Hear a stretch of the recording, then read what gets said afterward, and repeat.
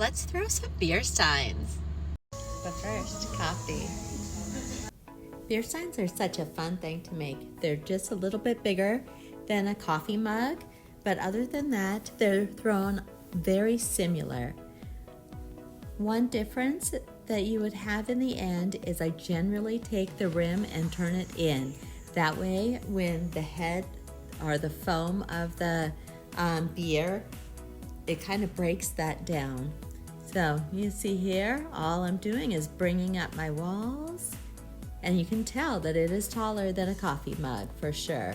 Remember, this shrinks, so it's not going to be quite this large in the end.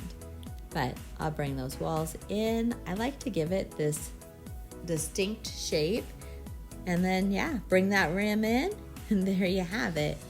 Cheers. Don't forget to follow.